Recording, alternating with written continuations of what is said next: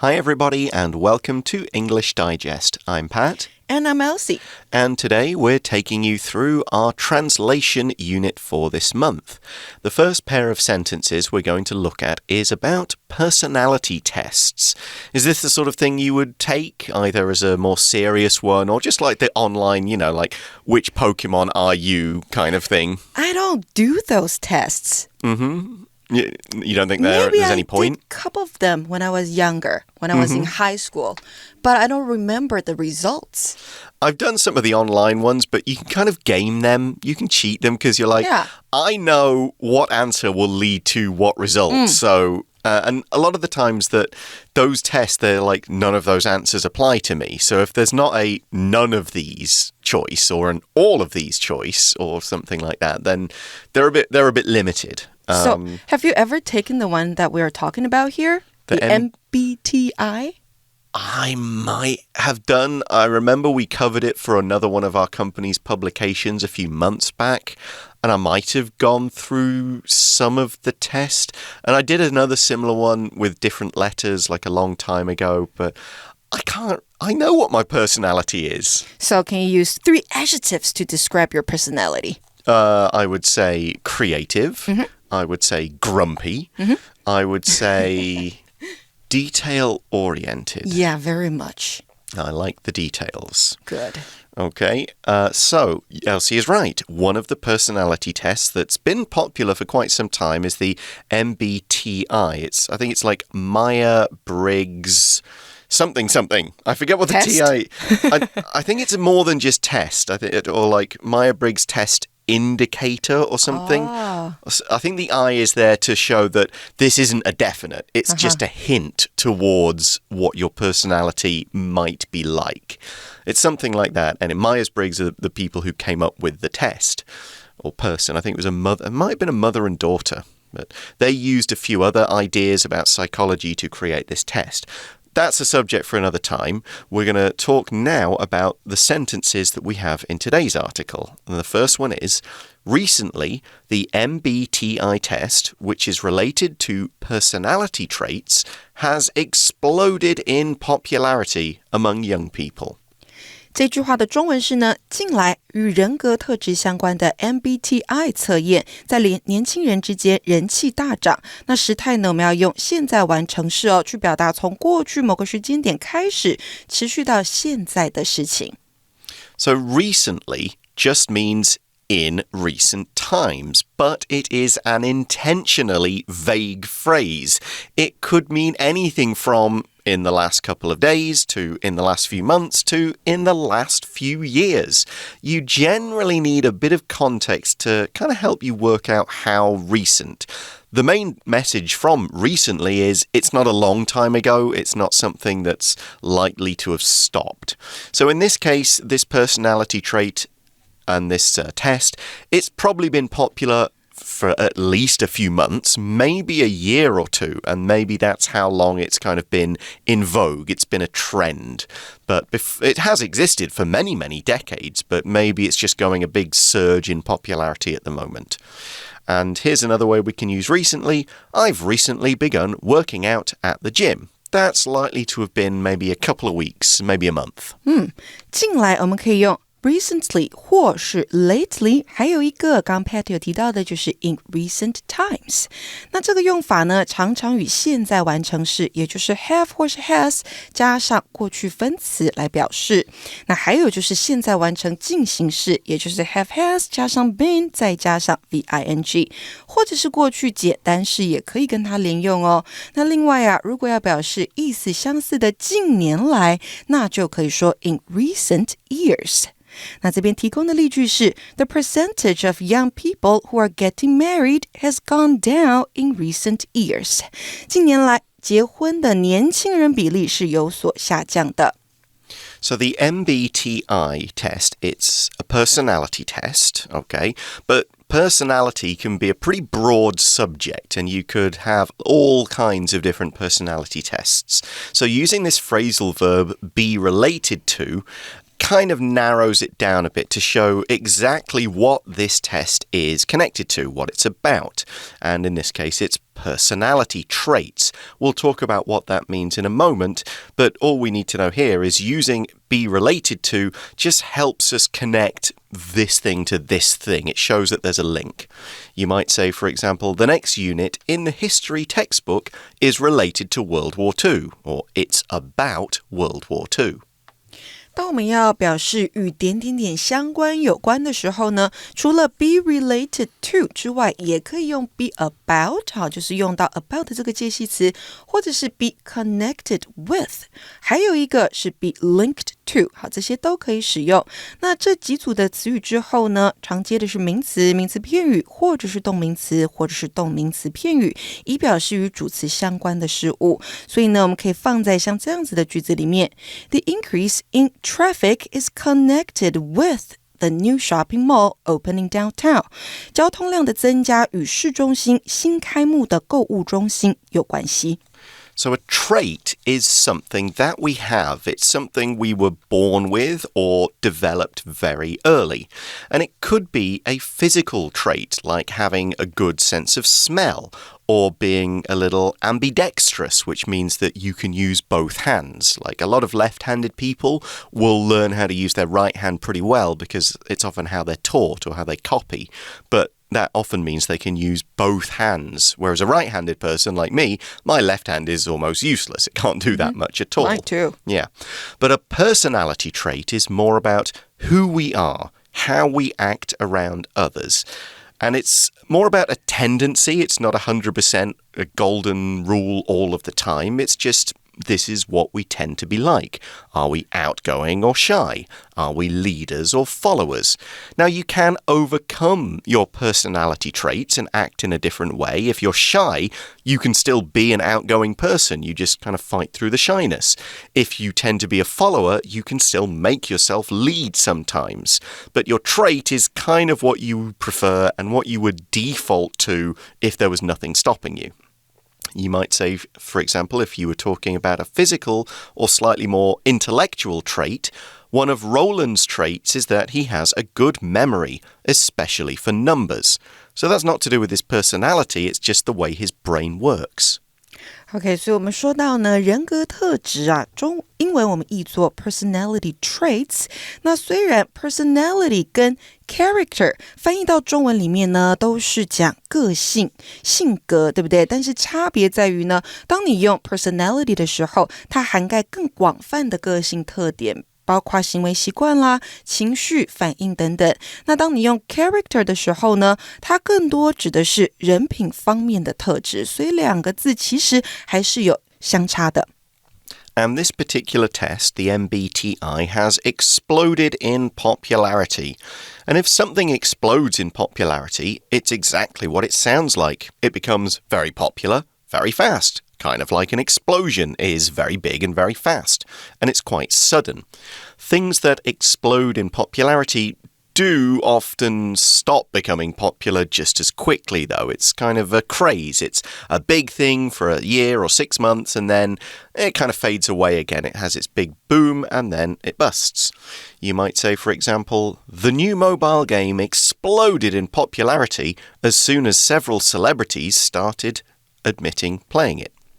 当我们要表示人气大涨的时候啊，可以用 explode 这个动词来带，因为 explode 我们都知道它是爆炸的意思，对不对？所以当你听到 explode in popularity， 那就是人气大涨。还可以用 surge 这个动词来代换，好，我们可以说 surge in popularity。那如果想要表达相近的风靡一时、大受欢迎，我们可以用 become all the rage， 或者是 be a big hit。那像是呢，我们可以把它放在这样的句子里面 Plant-based diets have become all the rage among health enthusiasts. 植物性饮食在健康爱好者中间已经成为一种热潮。So should this test be all the rage? Should it be as popular as it is? Is it a really good idea? Well, that kind of is covered in sentence 2 in our translation article, part A. And it says, while this test can help us understand ourselves, we shouldn't confine our analysis to one test. 这句话的中文是呢，虽然这项测验能够帮助我们了解到自己，但是我们不应该把自己的分析局限在这一项测验上面。那时态呢，我们要使用的是现在简单式，因为在描述的是一个事实。So what we're saying is that, yeah, the test can be useful. Like any of these tests can be useful.An emphasis on the word can. They could give you a few clues. They might explain, oh, that kind of explains why I'm a bit like that. It might just give you a few good adjectives that you could put on a resume or covering letter or a self-introduction to describe yourself if you pick the positive traits. But it doesn't mean that if you're that characteristic, if you got that result in your MBTI test, that is who you are, that is all you are, and you can't be anything different. So what should we do? We should take more tests to find out who we are, or just take time to understand ourselves. Exactly the second one. Yeah, take some time. Think about that. If the test suggests that you don't like doing a certain thing, but you know that you have to, at least maybe the test will help you recognize that, and you can act on it. And all of these reasons are why we're using this sentence with while at the start, because while can be a time word, I was doing this while this happened, it can also be a contrast word. And when it is, it generally starts either a sentence or a clause. It could come at the start of a sentence or in the middle of one if it's presenting the contrast after the main clause.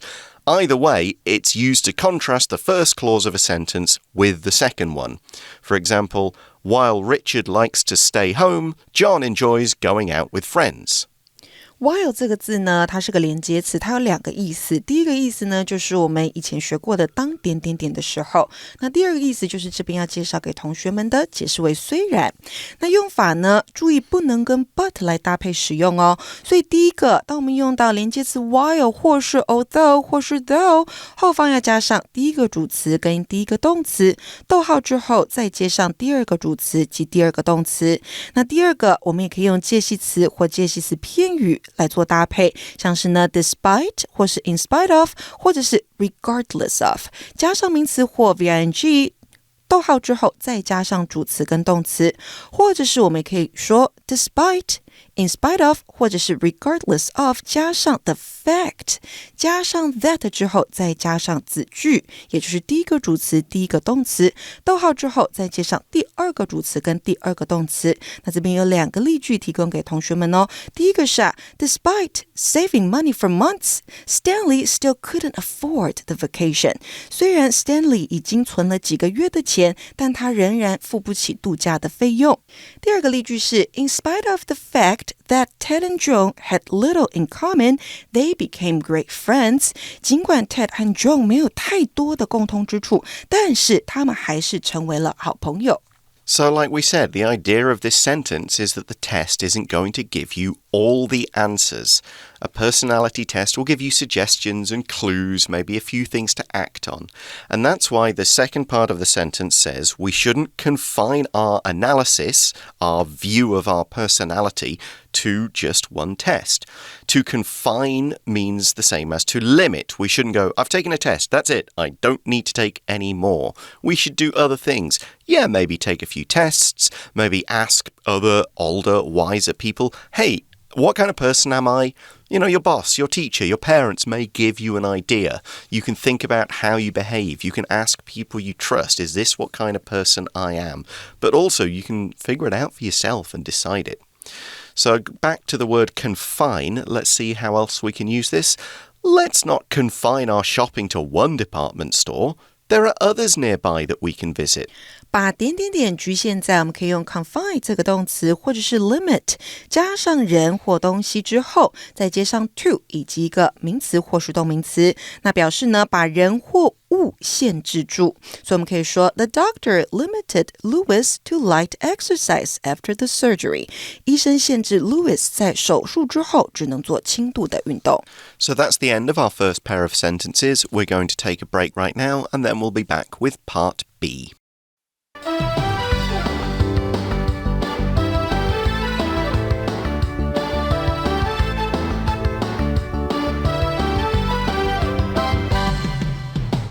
Hi everyone, welcome back to our translation unit. We're on part B, and again we've got a couple of sentences to look at.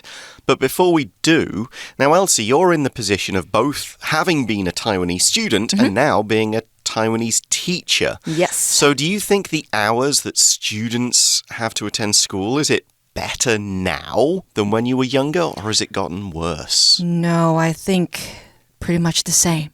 Pretty much the same? Yeah, we used to have 8 hours at school every day. I think there were like 8 classes or 9 classes a day. Yeah, and then after that, you have to go to 补习班. Right. But hasn't the government made some rules to say schools can't start earlier than a certain time Not really. now? Nope. People won't follow them. So they still have same school hours now. And I think it's a lot more competitive for the students nowadays than before. Okay. So maybe it's a lot worse for them. That's no fun at all. And that's kind of what the second sentence is about. And it's not just the working hours, it's also what they do in those hours, particularly, and this is something I noticed when I was a teacher in Taiwan, tests, and more tests. Yeah, study for tests and take tests. Yeah, because that's obviously the only way you can do learning. Conversations and applied knowledge don't matter, do they?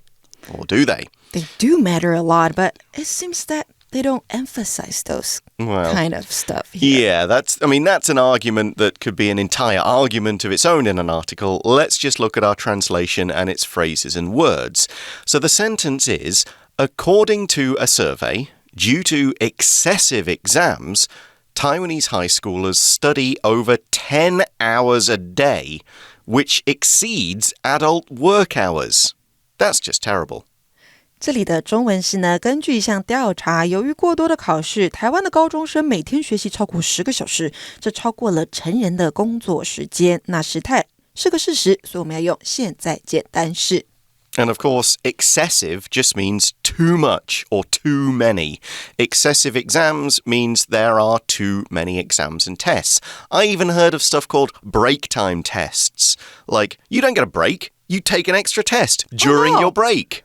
That's so bad. I know, like, you don't need to rest. You're little robots that... You need your brain to rest? Yeah. So that you can learn better. Do a test in your break time. Oh, that means you won't be noisy and run around. 难怪会用 excessive 来形容，因为呢 excessive 这个形容词就是过多的，那表示呢某件事物超过了必要或是合理的范围，那通常是有负面含义的。那跟它呢字形相似的有一个字是 excess， 那它的含义却是不相同的哦。做形容词的时候啊，它通常是更中性的用来指超出范围额外的多余的部分，那它可以做名词来使用，指超过所需或是允许的量。After paying all the bills, Julia found she had excess funds to contribute toward her emergency savings fund. 缴完所有的账单之后 Julia 发现她有多余的资金可以存入她的紧急储蓄基金当中。Now, one thing about the word excessive, it tends to mean bad for you in some way. It's not just too much, but it can be used to mean like too much for anyone's health or sanity, or excessive rain, for example, is bad and causes floods. So you might say excessive exercise can cause you injuries and it won't help your health. Now, that sentence that we started with has a relative pronoun in it, and it's one of those that begins a non-defining clause. So the information which we give in that clause, it's not absolutely necessary to define a noun or understand the first sentence, but it does provide new, extra, useful and interesting information. Now, in those clauses, we tend to use the word which as the pronoun following a comma, and sometimes it can modify just a noun, but in this case, the relative clause is modifying the entire first clause, not just a single noun. And I can give you another example of that kind of clause. My boss was late for work today, which was lucky because I was late as well.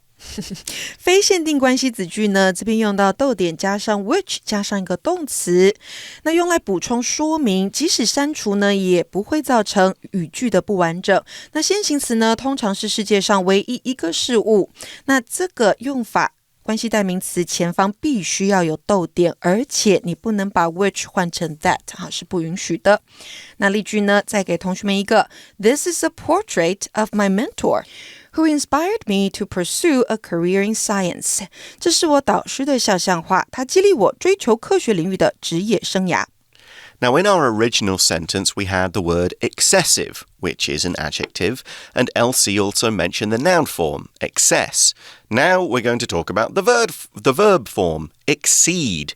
To exceed something means to go beyond what's needed or required, or go beyond the limits that have been set.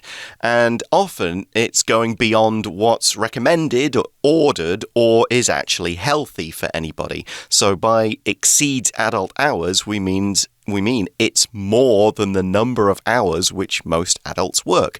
I work 8 hours a day, fair enough. But if a kid is studying 10 hours a day... 2 hours more. Yeah, and they're like more easily tired. Kids need more rest. They need more off time. Yeah, so they probably go to bed by 11 p.m. and then... Which is way too late. Get up at 6 or 7 a.m. Which is insane. So, yeah, they work harder than adults do, which is not right at all. Here's another way we can use the verb exceed. You'll get in trouble if you exceed the speed limit while driving. 超过我们可以用这个动词，也就是 exceed 来说，也可以用 go beyond 或者是 be more than。所以呢，我们可以放在这样的句子里面 The beauty of the landscape goes beyond what words can describe. 这一片风景的美丽远超过言语所能描述的范围。So let's move on to the second sentence, which kind of gives one of the grim realities and results of this excessive exams and exceeding adult work hours. It says, compared to the past, students who have long endured academic stress are found to have a significant increase in thoughts of committing suicide. 这句的中文是呢，与过去相比，长期承受课业压力的学生被发现在自杀念头上面有了显著的增加。那时态一样，是个事实，所以我们要用现在简单式来描述这个事实。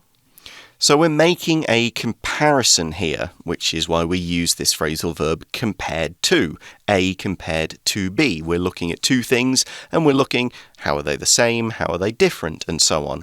We're comparing the situation now to the past and saying things are different. We're not saying why it's different from the past. We're not saying what about the past maybe there were fewer exams, shorter hours. Maybe it was just without social media and the internet, there didn't seem to be as much pressure. We don't know. We don't say what is causing these additional thoughts of suicide compared to students in the past. That, again, is a big, long topic that would have to be dived into. We're just giving the facts here. And here's another fact using compared to. Compared to Taipei, Taidong is much more relaxed. Life there moves at a slower pace. 当我们要用来比较相较两事物的时候呢，我们可以用这样子的句型 compared to 或是 with A 逗号之后再把 B 这件事情写出来，再接上动词。那中文是相较于 A B 是如何如何的。那我们也可以用片语 in comparison to or with 来比较两件事物之间的差异。所以呢，我们可以放在这样子的句子里面。第一个是 compared with his previous works, the author's latest novel is much more complex. 与这位作者先前的作品相比，他最近的这一本小说要复杂得多。或者是呢，我们可以用 in comparison to traditional methods, the new technique saves a considerable amount of time. 相较于传统方法，新技术节省了相当多的时间。So next we have the word endure, which means to suffer from something or struggle with some kind of negative situation or a health problem for a long time. Now, if you endure it, you put up with it, you carry on and don't quit or change, but it's not much fun. Often you would endure something until you just have had enough and you break and you can't endure it anymore, and that usually ends with quite a big explosion. Like in this kind of sentence, I've endured your lies long enough. I'm leaving you. Oh no! 所以承受、经历、忍受，我们除了可以用动词 endure 之外呢，也可以用 suffer 加上名词或是 go through， 那受词呢常常都是不好的事或是经验哦，像是 stress 压力、痛苦 pain 受伤injury 这些都会常被加在这些动词的后方，所以呢我们也可以说像是这样的句子 It's common to go through difficult times in life, but they can make you stronger 在生活中经历困难时期是很正常的，但他们可以让你变得更坚强。Sadly, difficult times can also break you. And that's kind of what the last part of this sentence is about, because the big difference that is being highlighted between the past and the present is that more students are thinking about killing themselves to escape the punishment of long school hours, endless tests, and too much homework and academic pressure. And that's killing themselves, that's what we mean by committing suicide. Now, we should mention here that some suicide, like experts, health professionals, people who try and provide help, they disagree with the use of commit in this kind of sentence. Their feeling is that the word commit is often used about things like crimes. People commit murder, commit robbery. And while suicide used to be a crime and used to be thought in a really negative way, like it went against religion, we're trying to push the idea that it's not a crime. It's like a cry for help. If things are that bad, people need help and they should be helped and given treatment and given anything that they need. So it's a tragedy, not a crime. So these health professionals prefer language like take one's own life, kill themselves, rather than just the verb commit. They would say they would consider suicide, that kind of thing. So here's an example that does use commit, because we do need to teach you how it's used. Kurt Cobain was a famous musician who committed suicide. 好，自杀呢我们可以用 commit suicide， 但刚刚 Pat 有解释到呢，这个 commit 这个动词呢最近近年来不被提倡，因为它后方通常都是加负面的，比如说 crime 啊，就是犯罪这样的事情，但是自杀其实也不是犯罪，对不对？所以呢会比较倾向说 kill oneself 或是 end one's life 或者是 take one's own life， 所以呢我们可以放在这样的句子里面 Lena had been battling mental health issues for years before she decided to take her own life. 在决定结束自己的生命之前呢 Lena 已经与心理健康问题搏斗多年了。So that brings us to the end of the article, but we should of course say that if you are suffering from excessive exams, endless school hours, that kind of thing, do talk to somebody, do talk to your parents, do talk to teachers, if you need to get your parents to find you an appointment with some kind of therapist or health professional who can help you, talk to your friends and get support, older sisters, cousins, aunts, uncles, whoever. Do so. You're not alone. Even if you feel like you're struggling, do find somebody who can help you. There will be other ways to make things better. And that brings us to the end of the article. Thanks very much for listening. For English Digest, I'm Pat. I'm Elsie. And we'll talk to you again soon. Bye-bye. Bye.